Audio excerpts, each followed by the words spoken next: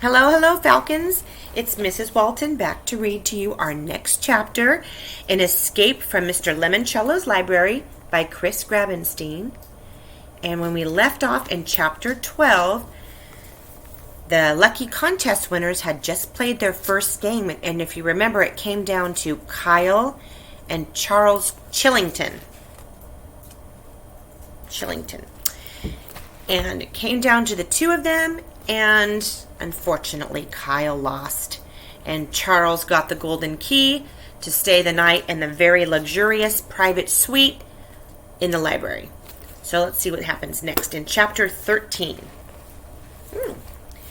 What happened next was extremely cool. A holographic image of a second librarian appeared beside Dr. Zinchenko at the center desk. She looked a little like Princess Leia being beamed out of R2-D2 in Star Wars, except she had an old-fashioned bubble-top hairdo, cat's eye glasses, and a tweed jacket with patches on the elbows. Here to present our official library lock-in rules, said Dr. Zinchenko, is Mrs. Gail Tobin, head librarian of the Alexandriaville Public Library, back in the 1960s, when Mr. Lemoncello was your age.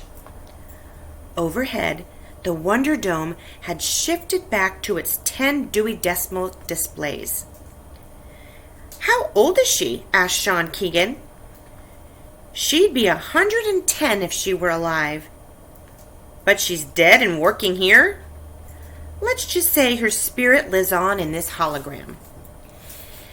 Mrs. Tobin's the one who helped Mr. Lemoncello so much, Kyle whispered to Akemi when he was a kid. I know. Her hair looks like a beehive. Kyle shrugged. From what I've seen on TV, the 1960s were generally weird.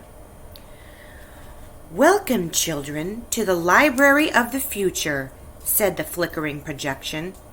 Dr. Zinchenko will now pass out Lemoncello Library floor plans, your map and guide to all this extraordinary building has to offer. Your new library cards will grant you access to all rooms except the Master Control Center, the red door you passed on your way in, and of course, Mr. Lemoncello's private suite on the 3rd floor. Charles Chillington dangled his gold key in front of his face. I believe you need this to enter that. Mrs. Tobin ignored him. She was a hologram. That made it easier.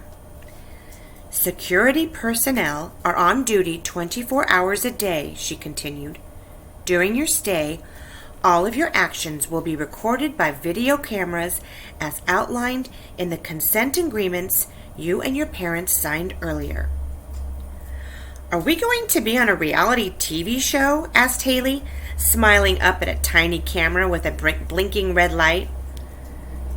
It's a distinct possibility, said Dr. Zinchenko. I like television, said the ghostly image of Mrs. Tobin. Rowan and Martin's Laugh-In is my favorite program. Returning to the rules.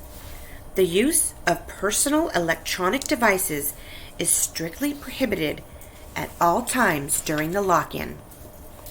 The security guard, Clarence, and a guy who looked like his identical twin brother entered the rotunda, each of them carrying an aluminum attaché case.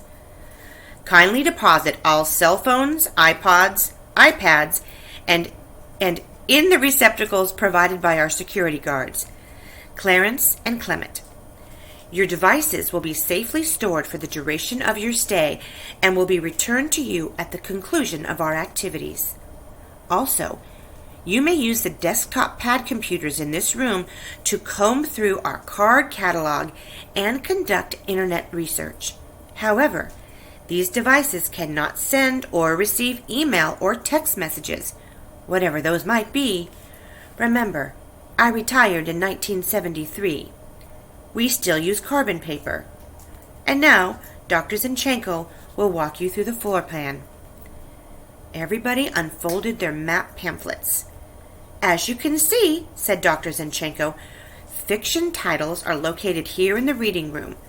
The children's enrichment room with soundproof walls is over there. 2 fully equipped community meeting rooms, as well as the Book Nook Cafe behind those windows where the curtains are drawn are also located on this floor. Upstairs on 2, you will find 10 numbered doors, each leading into a chamber filled with books, information, and, well, displays related to its corresponding Dewey Decimal Category. Kyle raised his hand. Yes. Where's the Electronic Learning Center? Dr. Zinchenko grinned. Upstairs on the 3rd floor, where you will also find the boardroom, the Art and Artifacts room, the IMAX theater, the Lemoncello Abilia room, the... Can we go upstairs and play? Asked Bridget Wage. I want to try the space shuttle simulator. I want to learn how to drive a car, said Sean Keegan, a race car. I want to conquer the world with Alexander the Great, said Yasmin Smith-Snyder. Apparently, everyone was doing what Kyle had already done, checking out the available education gameware listed on the back of the floor plan. Early access to the Electronic Learning Center will be tonight's second prize, said Dr. Zinchenko.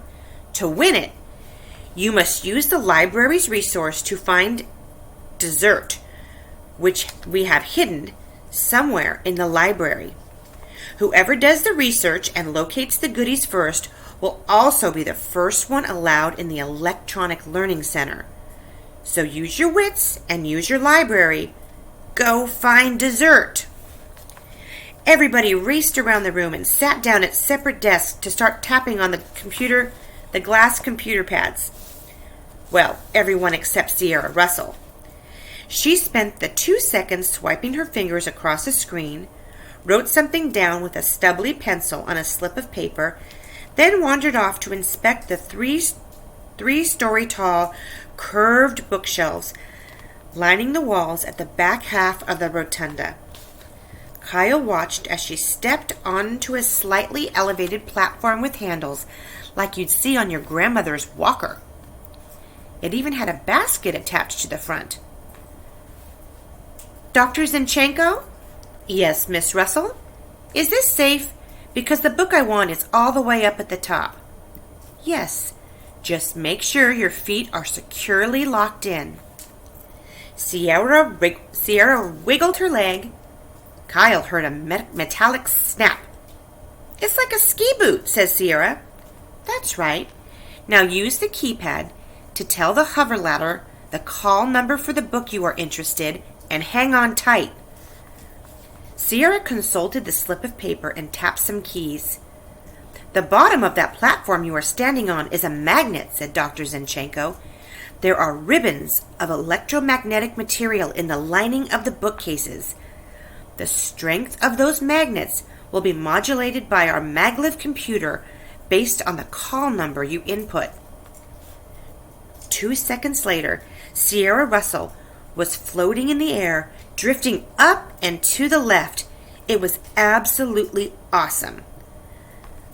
The hover ladder must use advanced magnetic levitation technology, said Miguel, seated at the desk to Kyle's right.